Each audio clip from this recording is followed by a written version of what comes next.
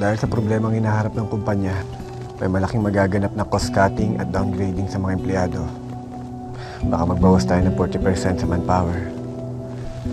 Kaya ang iba sa inyo, maaaring mawalan ng trabaho. Diyos ko, malaking pagsubok ko ang pinagdadaanan ni na Daniel at Emily ngayon.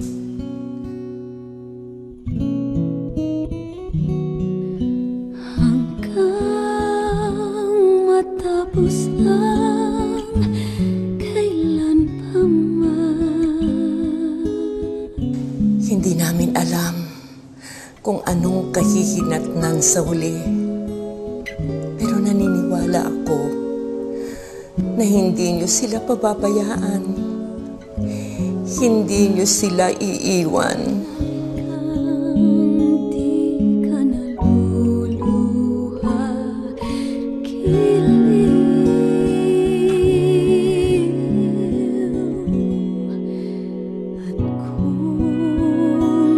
Tulad ng ginto na hinubog sa apoy, na lumalabas pagkatapos bilang mas maganda at mas makintab na ginto. Alam ko, pagdaanin na Daniel sa inyong apoy, ay lalabas sila na mas matatag, mas matibay, at mas wagas upang harapin ang anumang pagsubok.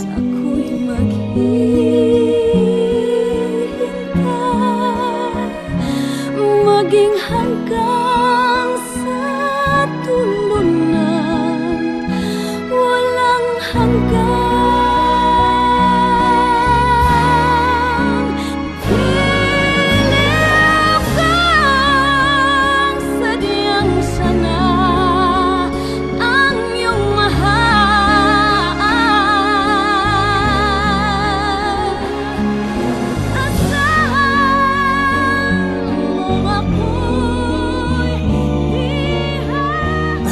Patuloy kong dinudulog ang inyong gabay. Bigyan niyo sila ng inyong patnubay sa pagharap nila sa problema. At kung ano man ang kalalabasan nito, kahit hindi po sang-ayon sa kagustuhan namin, alam kong ito po ay inyong hahayaan para sa aming kabutihan. Ayon lamang sa inyong kalooban. Sa tulong ng walang hanggan.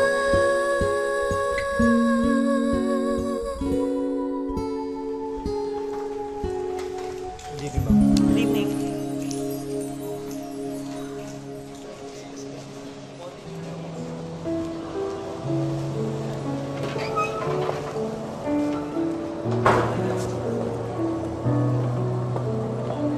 Ramon. Tago mo na yung chicken. Sanay lang.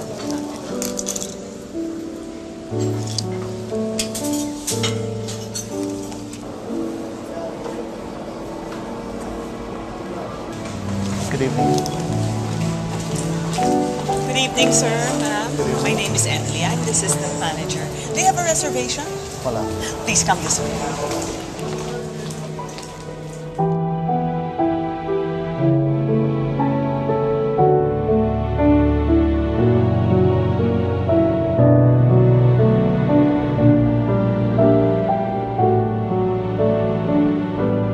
Bago ka ba dito? Magdadalawang linggo pa lang po, sir. Parang namumukhaan kita. Anong pangalan mo? Daniel Cruz po. Fatima, ito na para sa table 4. Saan na order niyo? Red wine nga para sa girlfriend ko. Ano kong klaseng red wine? Marami ko kasing klaseng red wine, sir. Basta red wine.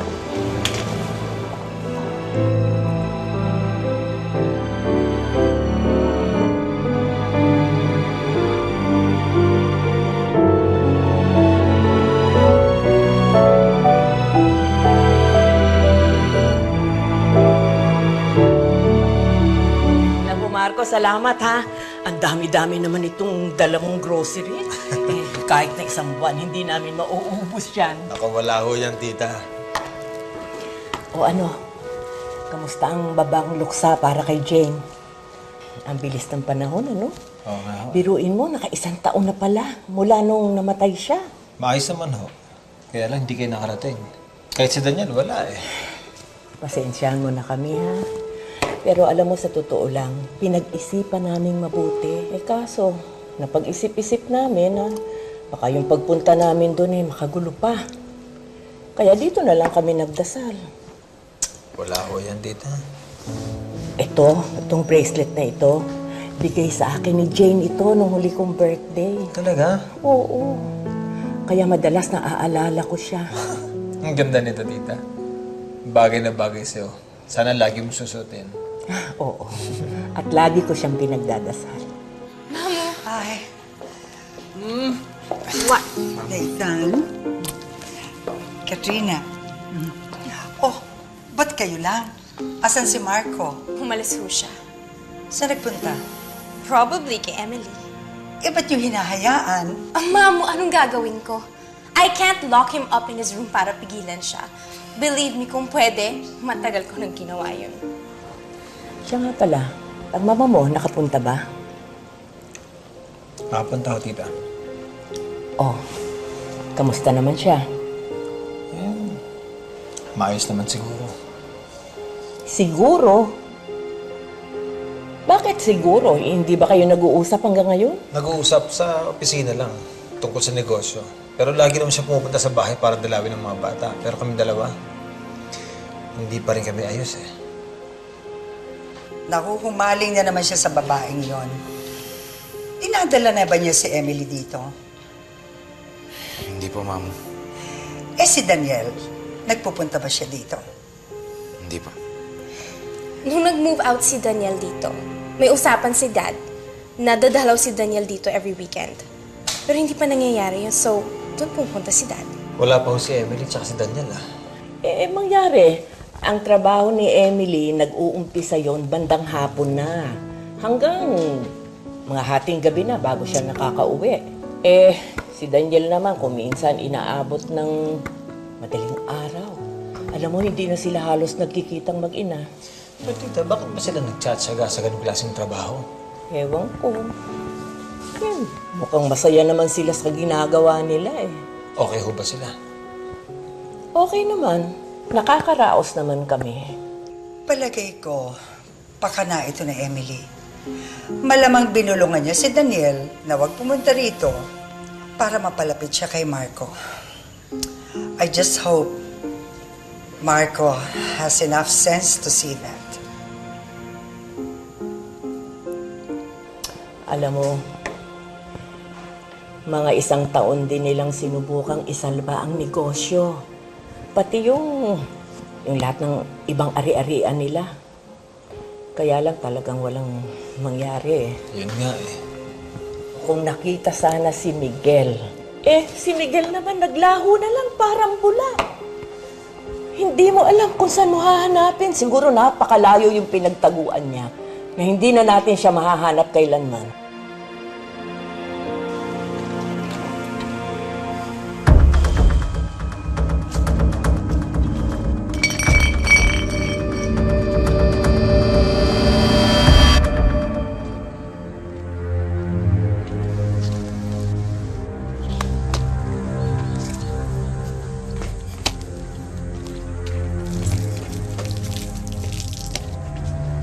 Bossing, kanina ka pa paikot-ikot dyan ah.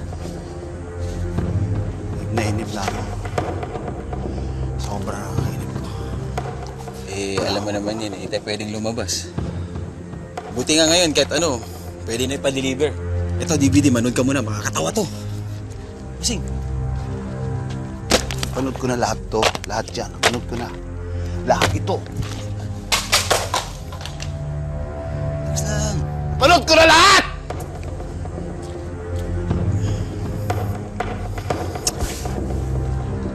Yaman-yaman yun ah. Ang laki-laki ng mansion nyo. Pero nakakulong naman kayo. Sabi nga ni Doña Margaret, pag nakuha mo yung pera ni Emily, kakapit na siya sa'yo. Ni kahit anino mo, lalapit sa kanya, hindi mo nga magawa eh. Ani mo yung yaman mo ngayon? Boss! Ano? Tinutuya mo ako? Ay, hindi naman, Ha? boss. Hindi. Tinutuya mo ako eh. Hindi, titiya mo ako. Ay, hindi, boss.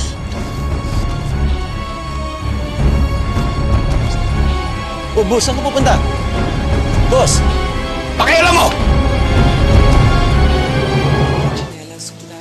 Manang Henya, good evening po. Good evening. Emily? Kamusta? Ay, naku. Pagod na pagod ako, Manang Henya. Buong araw ako nakatayo. Naku, mahirap ba yung trabaho mo? Hindi naman po talaga mahirap. Kaya lang, yung mga kliyente, yung mga customer, napaka-demanding. Gusto nila, lahat na lang ng hinihingi nila nasusunod. Gusto ko na silang kutusin, ano? Bakit? Hindi ka pa ba nasanay sa kanila? Hindi ba noon kabilang ka sa mga tusyal na yan? Naman, Manang Henya. Kahit naman nung mayaman ako, hindi naman ako ganyang ka-demanding. Maayos naman ako makitungo sa tao. Oo, tama ka. Daniel, okay ka lang ba dito? Sapat ba yung kinikita mo? Ayos naman po pa. Nakakaraos naman po ako kahit papaano eh. Saka isa pa, may binibigay naman tip sa akin yung mga customer eh. Nakakadagdag naman po sa akin yan. Tanggapin mo na kasi yung trabaho ang inaalok ko sa'yo sa kumpanya namin. Pasensya na po pero hindi ko matatanggapin. Anak, tandaan mo sa kang Montenegro. Alam ko po. Kaya hindi ko kayo makasama sa Doña Margaret eh. Pero teka nga muna. Bakit ka ba diyang sa trabahong ganyan pumasok? Bakit hindi doon sa trabaho na sanay ka na katulad sa opisina? Sinubukan ko naman po, Manang Henya, Kaya lang, wala na po talaga magtitiwala sa akin. Pagkatapos nang nangyari dun sa kumpanya, iniisip na ng lahat ng tao na kasalanan ko kung kaya na-bankrupt yun. Wala nang naniniwala sa kakayahan ko. Di ipaliwanag mo sa kanila. Sabihin mo sa kanila yung totoong nangyari. Hayaan nyo naman ang yan niya. Hindi ko naman ikinahihiyain ng trabahong ito Marangal naman itong ginagawa ko Masaya na ako. Aba, talaga. Sayang eh. Kasi magaling ka negosyante. Sayang yung kakayahan mo. Sinubukan ko naman po mag-apply eh. Pero pag nalalaman lang pangalan ko Daniel Guidotti, naiisip agad nila yung kaso ko. Yung pagkawala ng pera ng kumpanya, yung pagkakabankrupt nito. Pero wala kang kasalanan sa lahat ng yun eh. Napapagod na rin po kasi ako magpaliwanag eh. Isa pa, masaya naman ako dito eh. Kahit pa paano nagagamit yung kalaman ko sa anak. Kinakaya naman po namin ni Mami.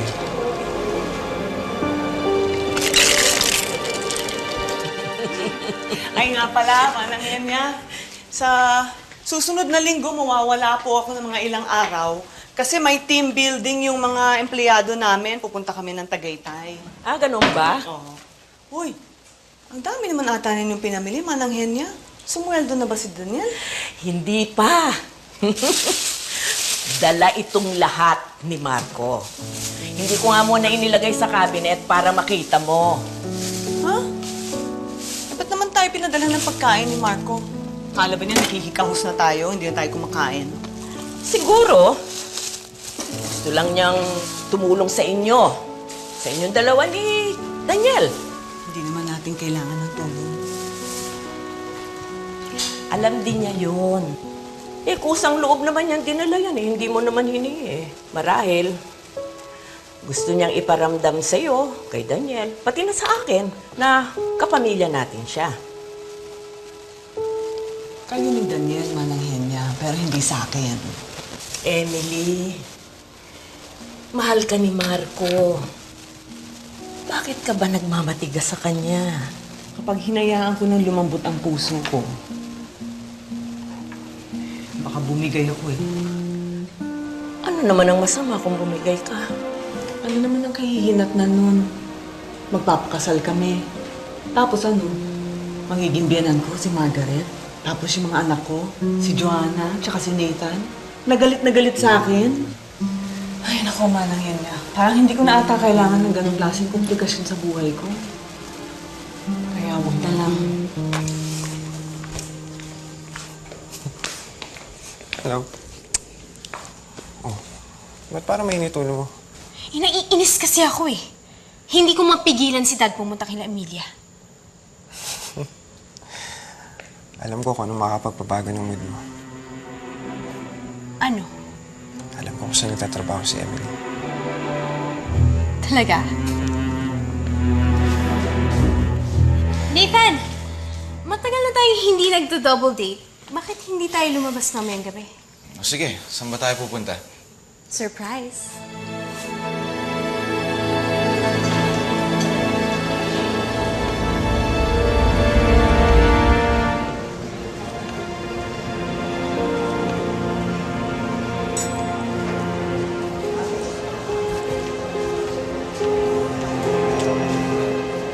Good evening.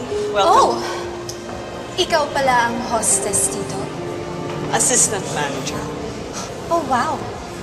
From CEO of Guidotti Imports to assistant manager of a restaurant. Ang dating pinagsisilbihan ngayon ay naninilbihan. Kakain ba kayo? Obviously. Come follow me. How rude! Ganito bang service dito?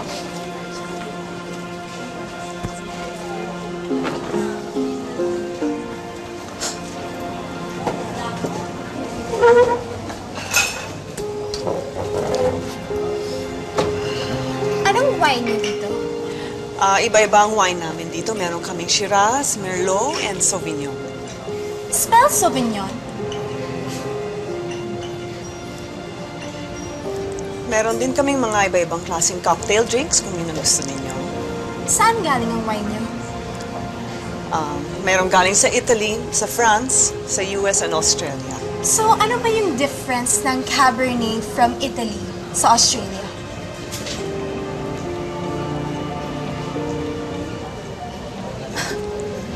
Hindi mo alam? Paano mo kami matutulungan mag-decide kung hindi mo alam? Anong klaseng hostess ka? So, I guess I was right in the first place. Hostess ka nga nandito. Ikaw, Bratinella, kang bata ka. Huwag kang masyadong maldita. Baka hindi mo kayanin pagka ako na ang gumanti sa'yo. And what can you do? Sige, inisin mo pa ako. Papatulang ko ang daddy mo. Gusto mo?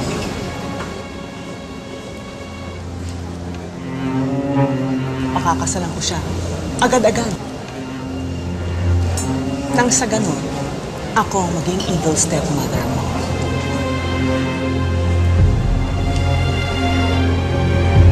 Where is your manager? I have major complaints! Ma'am, is anything wrong? Bastos tong babaeng to. Kung sagot-sagutin kami, nakaka-insulto, walang modo. Mrs. Gidote, binastos mo daw itong mga to? Ma'am, hindi ho. Maayos ho yung pakikitungo sa amin ni Mrs. Kidote. Shut up, Katerina! Joanna, yun naman yung totoo eh. Ma'am, ito po yung kasama ko yung nagugulo, kaya huwag niyo pagalitan si Mrs. Kidote. Traitor! Tomas, let's go! Bring me home!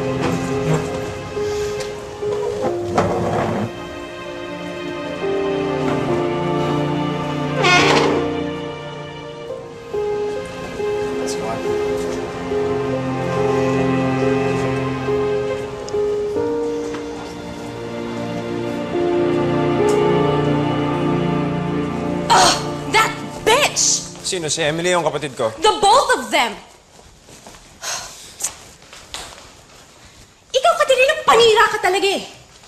Ikaw naman kasi may kasalanan, Joanna eh. Sinugod mo si Ma'am Emily. Mawawala ng trabaho yung tao na wala namang kasalanan. Yun nga gusto kong mangyari eh. Pero mali yun, Joanna. Don't pretend na ginagawa mo to because it's right. Ginagawa mo to para sumipsip. Para may ganda points ka kay Daniel. Hindi totoo yan, Joanna. Walang kinalaman dito si Daniel. Deny all you want. We both know, everyone in this room knows, heck, the whole world knows, that you still love Daniel. Joanna, tama na yan. Hindi mo alam pinagsasabi mo. Nathan, can't you Tama see? na!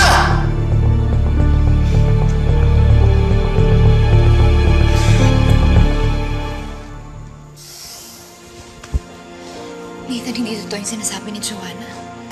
Alam ko. Secure naman ako sa ating dalawa eh. Katerina, huwag sanang isipin nagsiselos ako ah. I'm fine.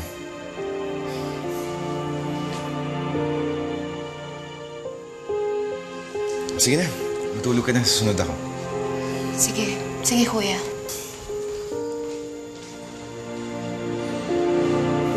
Tomas. Pwede mo ba akong samahan ng minom? Oo ba? Alam ko saan tayo pupunta.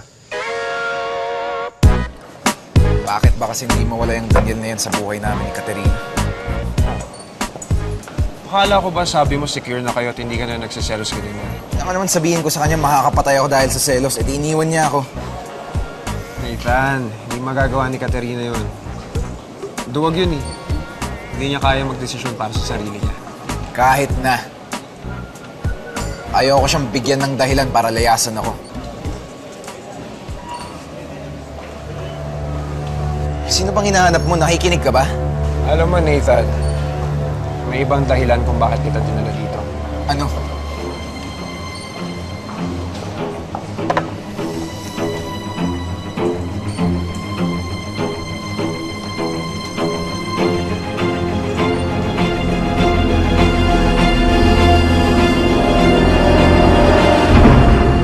Boss, isang whiskey nga. Ano?